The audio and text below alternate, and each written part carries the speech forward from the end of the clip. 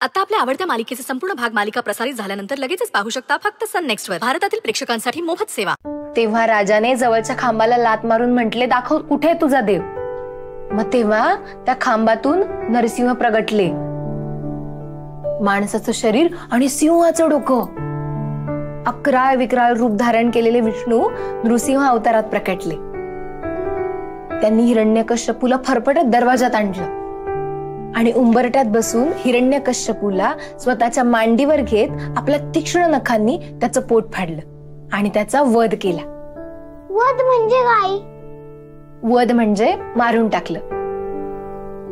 मग सांग बरं, आपण या गोष्टीतून काय शिकलो? आपण देवाचं नाव घेतलं की आपल्याला कोणालाच घाबरायची गरज नाही. ते तर आहेच, पण ब्रह्मदेवानी हिरण्यकश्यपूला वर दिला होता, हो ना? वर म्हणजे काय ग? विसरलेच मी. वर म्हणजे प्रॉमिस. म्हणजे वर असा होता की हिरण्यकश्यपूला मरणच आलं नसतं, पण भगवान विष्णूंनी त्या वराचा मान ठेवून हिरण्यकश्यपूला धडा शिकवला.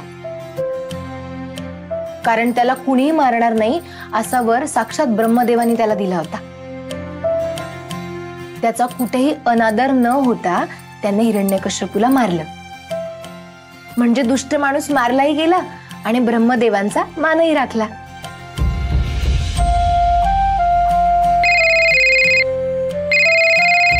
नंदाईंचा फोन. हॅलो. हा नंदाई. हो आलेच. आई म्हणजे किती छान केले ना विष्णुदेवांनी. प्रॉमिस पण मोडलं नाही आणि धडा पण शिकवला. बरोबर. हुशार आहे की माझी लेक. बरं बिट्टी, मला खूप कामं पडली आहेत. तू नीट गोष्ट पाठ करून ठेव, मी आलेच.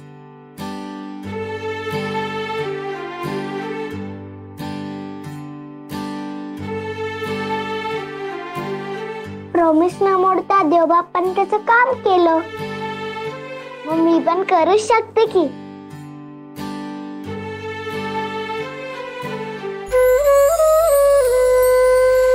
काका, पुष्पाची आजी 1-2 दिवसात मुहूर्त ठरवेल लग्नाचा. आपल्याला जोरदार तयारी करायला हवी. जोरदार तयारी करा. आपल्या घरातलं लग्न येते काय? मस्त बंगला सजवूया. संगीत, मेहंदी सगळ्यासाठी थीम ठरवू. नवरा नवरीची एंट्री एकदम मस्तपैकी प्लॅन करू. काय? अहो, आधी लग्नाची तारीख तर ठरू द्या नवरोबा. चंदूशेठ, नवरोबा मी नाही, हाय.